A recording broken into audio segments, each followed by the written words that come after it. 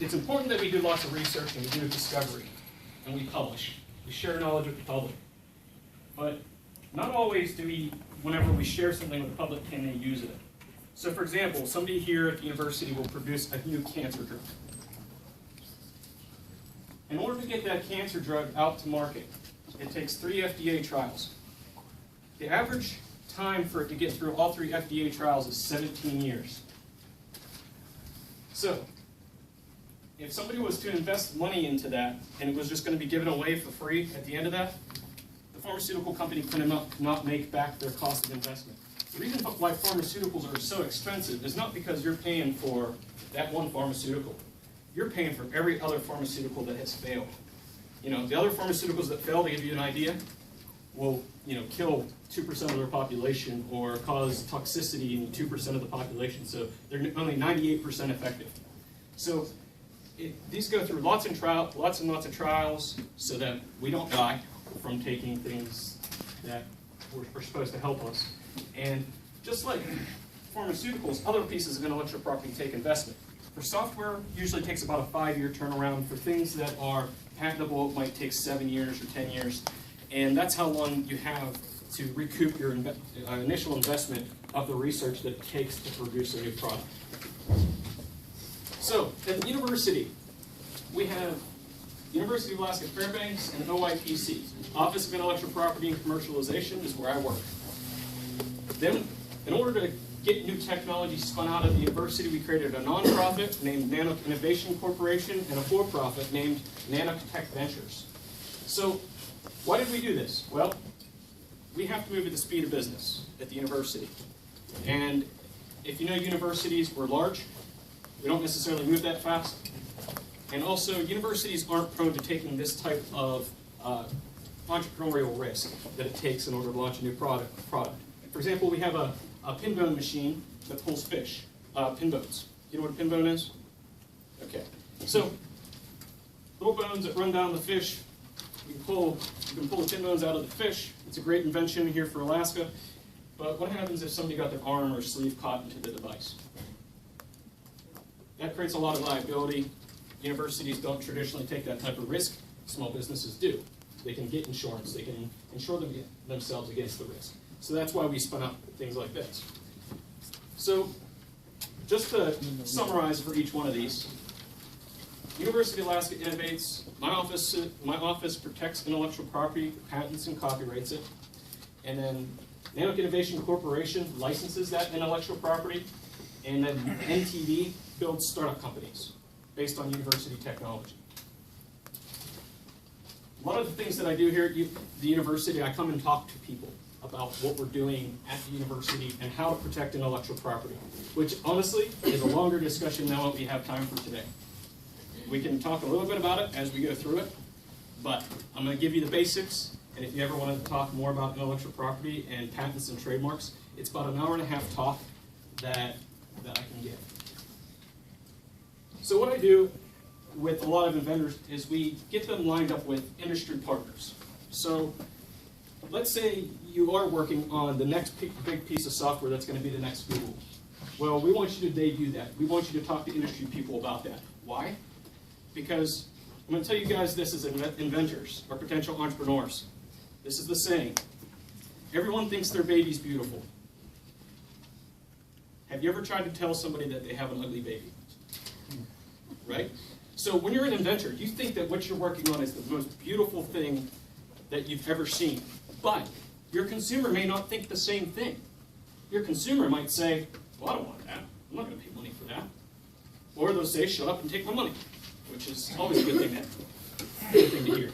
But in order to figure that out, you have to debut your product. You have to talk about it with people. You have to go and market it to some extent. You can do this under what's known as non-disclosure agreements if you're just talking to people in industry and you haven't protected it under intellectual property laws. Or you can just, you can get up and talk about it in a more general sense. Would you use something, for example, that lowered your energy costs in Alaska by 15%? And how much would you be willing to pay for that? You have to ask these questions to see if people want it. The worst invention I've ever heard of was a solar-powered creme brulee torch. That was the worst one I've honestly heard of. You know what a creme brulee torch is? Basically, somebody come up with a solar-powered version of that. And when he went around and asked people about whether they would use it, pretty much everyone said no. So, same idea. You have to ask people. We get people engaged to ask them. A lot of things that we do at the university. This is Kelly Drew. She's been developing a way to do hibernation in ground squirrels and induce that for a number of years. The idea is that the Department of Defense and NASA and everyone else wants to be able to do the same thing. So instead of you being in a car wreck, an ambulance rushing out to where you are, and then having to rush you to the hospital in a few minutes, imagine if we can make that a few hours. Well, if we induce a hibernative state, it lowers your metabolism, lowers the amount of oxygen that you're using, lowers your usage of stuff, right? And then we can buy you that time. So we're doing this in ground squirrels now. The next step is we'll scale it up to pigs. We'll do a few clinical trials, and hopefully we can do it in humans someday. The idea here is troops on the battlefield, buy them a couple hours. Maybe if we're going to do the 2030 mission to Mars, be able to put people in a hibernative state on their mission to Mars, so they're not just awake the entire time, because for every ounce of oxygen that you have to ship into space, that costs money. That costs a lot of money to launch a payload. So the estimates are for NASA that if they could use something like this, they could reduce the cost of a $12 billion launch to like a $4 billion launch, which is a considerable amount of savings. A couple of other things, we work with local mayors and local groups here as an office. You have to, in trying to build an entrepreneurial community, work with your legislators, work with people that can help you as far as encouraging you, getting you in touch with other people. They're not going to pass laws in your favor, they're not going to pass laws against you, but what they're going to do is be able to connect you with any number of other people in the community that can help you. So, our office started only a few years ago. Before our office, there was the Office of Technology Transfer, and then in 2011 we started the Office of Intellectual Property and Commercialization. To give you an idea of how many inventions we started receiving as an office and how many inventions that we deal with on an annual basis, we received 32 new inventions in 2011, and then or fiscal year 2012 rather, and then fiscal year 2013 we received 73, and then last year we received 75, and we're about on par to do that again this year. So we have a large swath of things that we work on, and our office is growing, wide variety of expertise. I'm an attorney, and there's another attorney in my office, so if you have questions about intellectual property and contracts and all that stuff, I'm always happy to help students. So shoot your questions my way. I talked about the therapeutic hypothermia. This is a sleeping ground squirrel, just so you guys, it's kind of cute, right? A couple other things that we're working on as a university is a DNA sampling method for pathogen diagnostics. So imagine if we could take some fluid in your body, and instead of you going through a blood test and going to talk to the doctor and then going through a number of MRIs and other things to determine what disease you have, imagine if they took just a little bit of fluid and they could tell you exactly what disease you have. You have Ebola. Boom, done. All right, so the idea behind this invention is that we can take this foreground DNA, that is the virus or bacteria, and compare it against the background DNA of your body. You strip all the background DNA that the human body has, and you're left with a couple base pairs, and you can compare those base pairs of your DNA to a database at the CDC. Solves a lot of problems. Makes diagnosis go like that. A lot of people are working in this area. The one advantage of this invention is the fact that instead of having to compare all the human DNA and the bacterial DNA at the same time, you can just reduce it down to the bacterial stuff and compare it. So it's a chemical method, is what we've come up with at the university. Another thing that we have is an invention called a state filter. How many of you have been talking on your phone at a large or a loud party or potentially a bar, and nobody can hear you, or you can't hear the other person? A lot of people have experienced this problem. Now imagine if the person on the other side of the line could have some type of software that would process out all that background noise and just focus on your voice. So the microphone could just pick it up. Well, that's what this, and things like that. So obviously, surveillance communities would be interested in things like this, but most likely large industrial use, right? Being able to hear somebody in a loud factory, on a factory floor, is a big deal.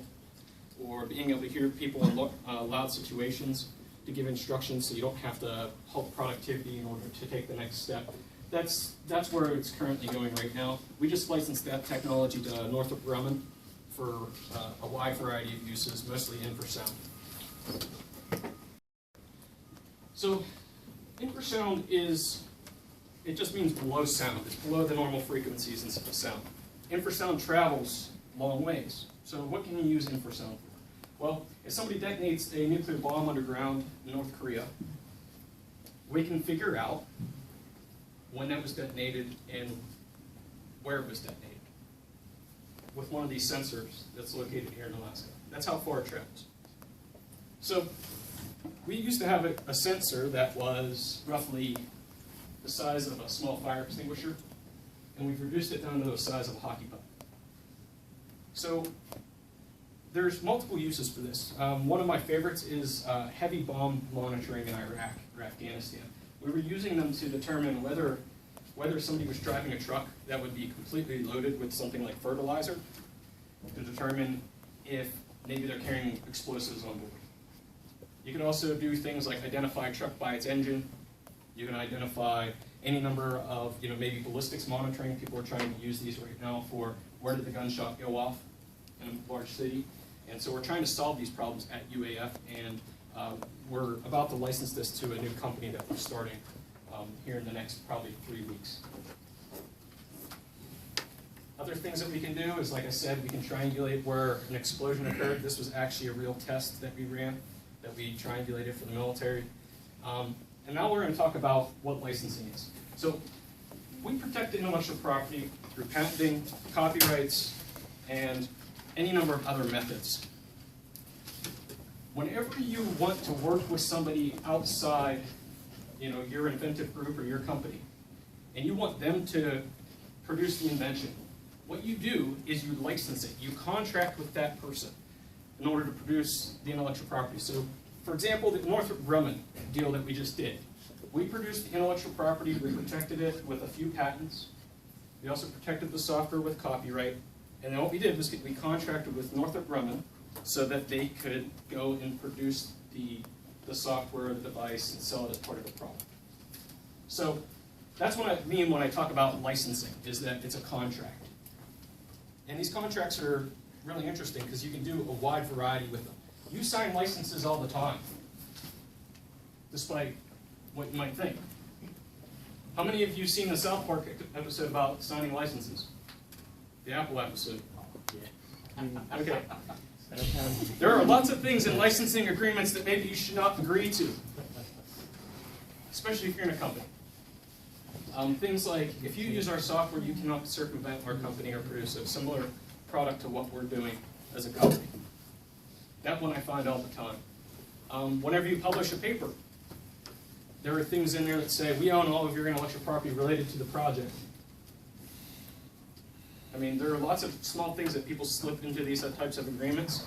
So, unlike the South Park episode, I'd ask that you please read them. Because it's, I'm not saying that Apple isn't to be trusted. I'm saying that there's lots of other companies that may not be trusted. Apple's not to be trusted. So, this has its own separate board of directors. We've licensed out some software through the Nano Innovation Corporation. It's a separate nonprofit that supports the university. We license things like data. Large proprietary data sets are very, very valuable to people that are doing things like, I need to figure out where I'm going to put this road, or I need to figure out whether there's mineral rights in this area.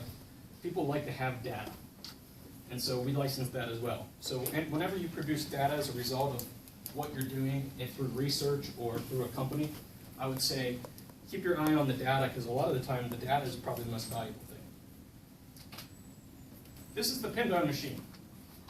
I was talking about how somebody's sleeve could get caught, potentially.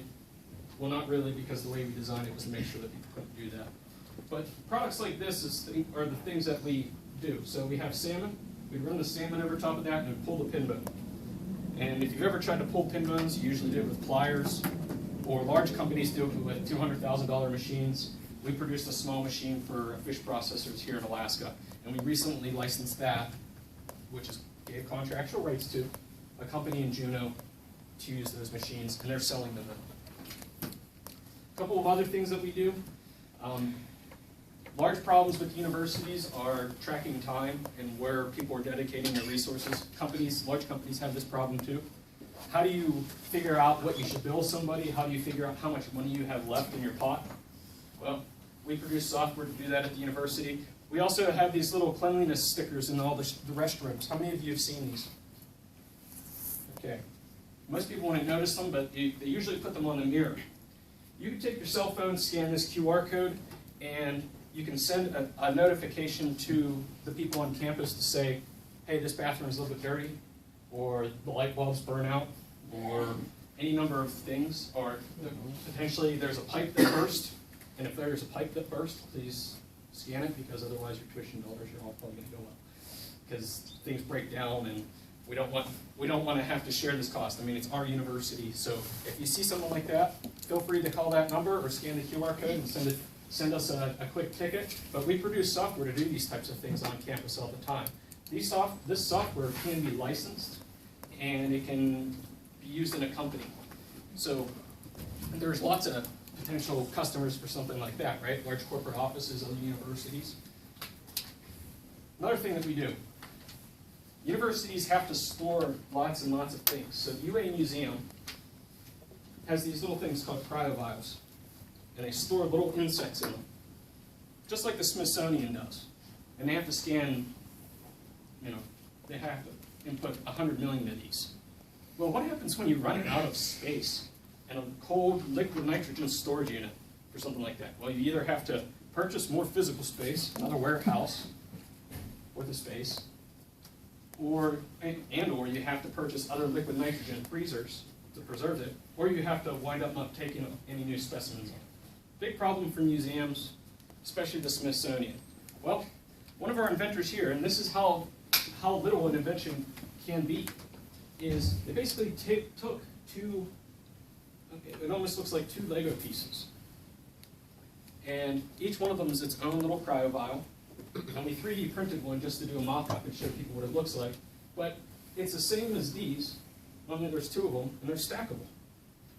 And then we can put a QR code on each side of them, and you can scan them into a database and know what you have in each one of those specimens. This doubles your space in any museum in the country. We just filed a design patent on this almost 4 days ago. So this is almost brand new that we did here at the university, and invention can be very, very small. But whenever we took this to other places, like the Smithsonian talked about it, they said it was useful. This baby was beautiful. This is one thing that we're hoping to license out to a couple of companies so that they can begin producing this. So I also serve on the board of Nanotech Ventures, which is a for-profit company that we created at the university to help people start companies based on university inventions. So what do we do? Well, we, as a board of directors, what we'll do is we'll regularly help people design their business pitches so that they can give the next business pitch just like what LinkedIn would do, or just like what Facebook did when it was trying to raise capital. We help people with business pitches, business plans, prospectus, and we also help try to find them things like their first customer. The first customer that you ever get is the hardest customer you'll ever find. It's always hard to get that first one. After that, it's a lot easier over time, because then you know who's your buyer. Each person on this board has a variety of experience in business: loan officers, vice presidents of banks, venture capital, and also some serial entrepreneurs here locally.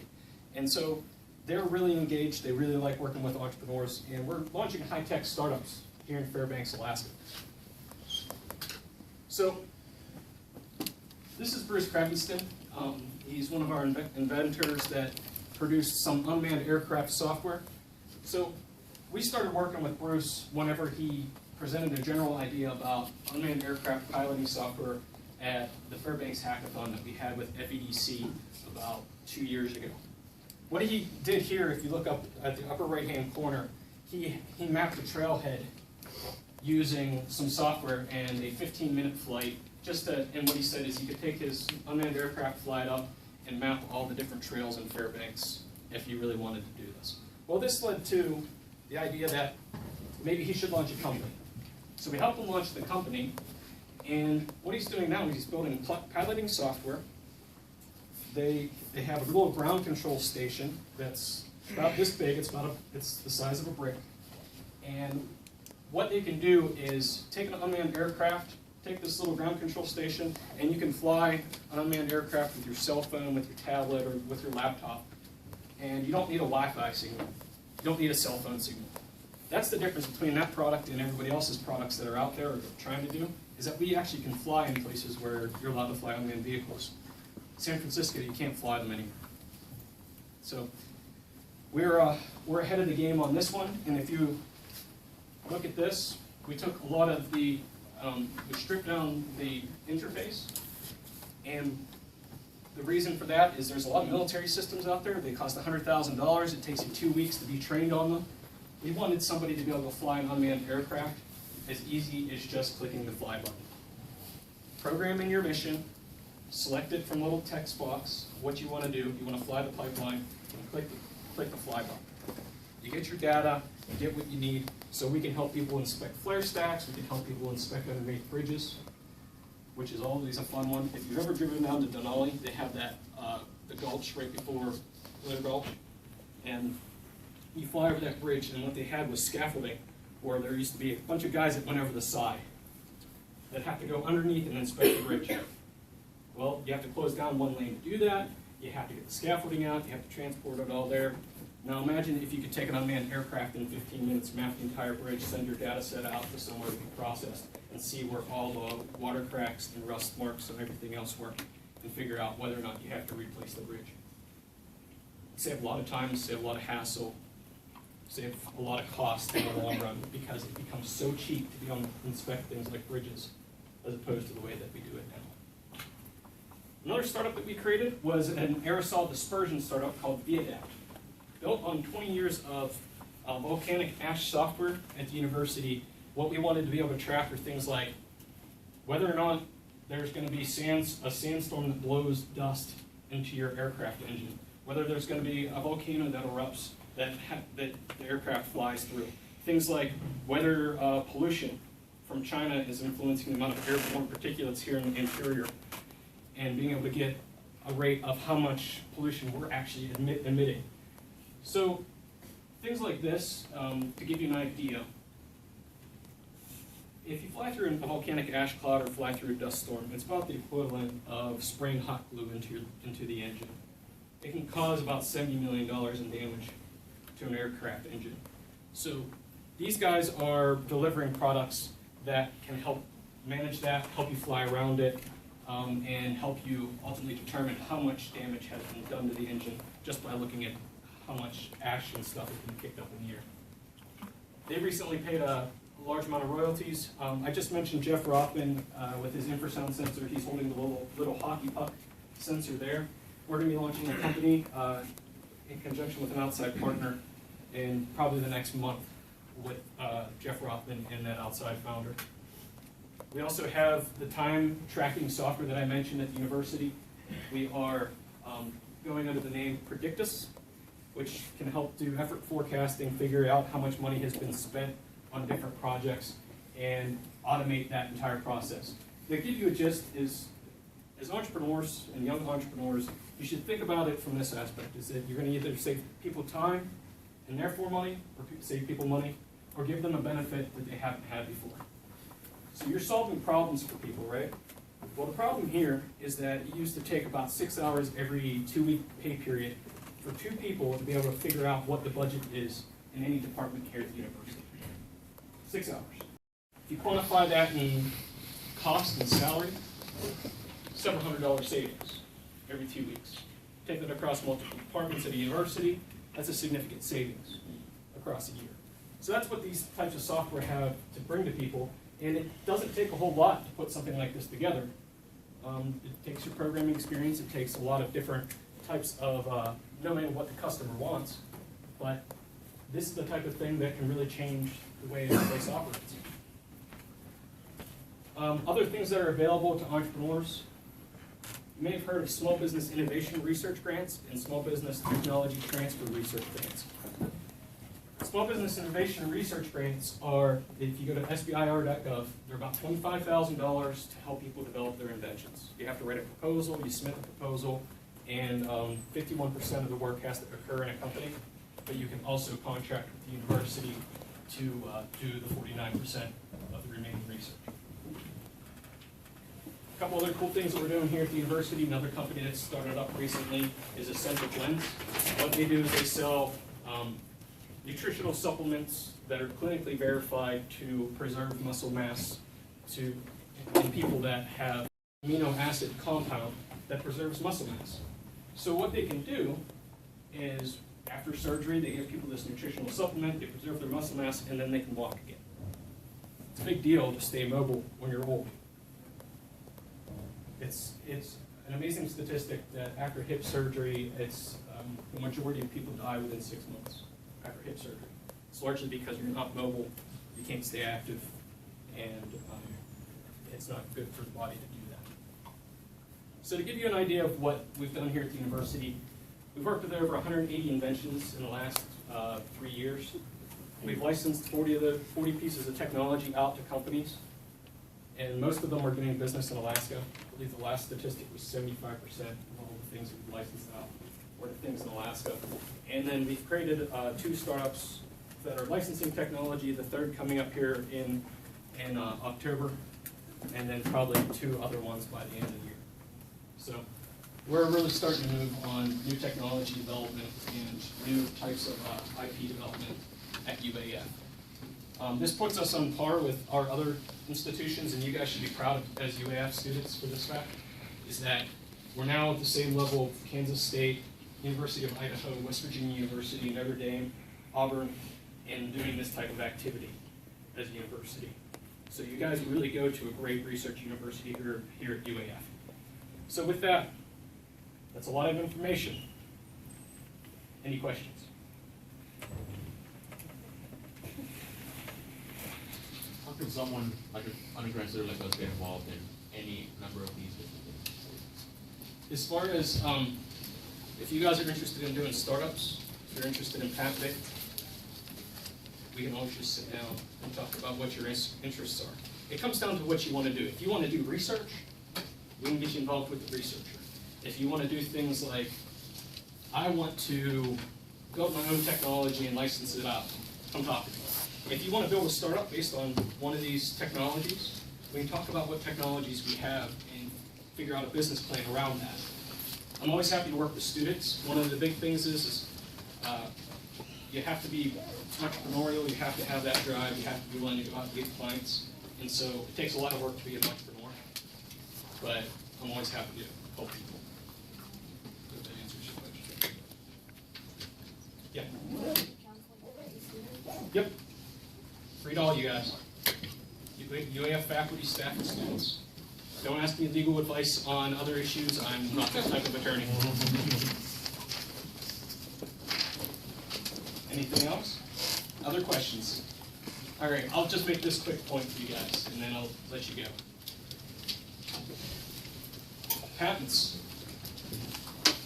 Whenever you want to patent something, you can get information at uspto.gov. Requires 3 things: novelty, non-obviousness, and utility.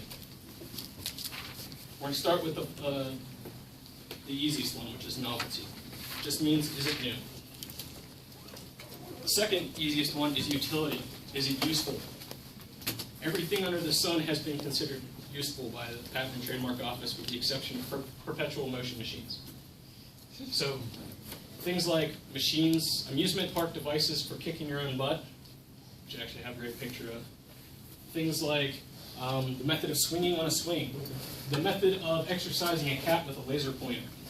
These are all being considered useful by the U.S. Patent and Trademark Office. The biggest one that's the hardest hurdle to get over with the patent office is called non-obviousness. And what that means is whether someone in the art would have conceived of the invention. And so this is a nice, if I could give you a great definition of non-obviousness, I'd be one of the richest people in the world because I put it in a book for lawyers, and all the lawyers would look at it and know exactly what it is. But this is the hardest standard because it's not really well defined. The idea is that if somebody would take a next logical step to produce the invention, it's not patentable. And so a lot of inventors think of the next logical step for something. They solve the next logical problem using an invention that exists, or maybe they take an existing set of devices and do something different with them. And then they come to the office and they say, we want to patent this. Well, usually that's not patentable. And so that's one big thing about intellectual property law. The next big thing about intellectual property law is my final point is if you want to copyright something, this is why I didn't focus an entire session on copyright. Go to the U.S.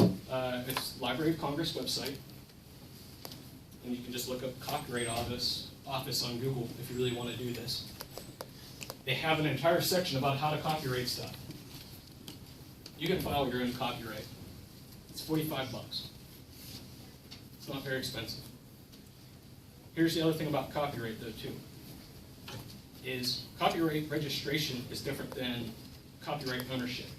Copyright registration gives you the ability to enforce against other people, to say, this is mine. I drew this up first. Copyright ownership occurs at the moment that you put that pen to paper. That's your copyright. Somebody takes that and scans it and sends it to their friend that they've infringed your copyright. The issue is, can you enforce that against somebody else? Well, you could. Maybe get actual damages, which is nothing. Because what's the damage that you've incurred as a result of that? Nothing. So what you can do is, your copyright is yours from the moment you fix it. The moment that you write that software, the moment that you draw that painting, it's yours. If you really want to protect yourself, you register it. And registration is cheap, it's easy, and I would say you can hire an attorney for that purpose, but I would start by reading the Copyright Office website. All right. Learned about patent and copyright in the last 5 minutes. You also learned about what we do here at the university. I want to thank you guys. Thank you.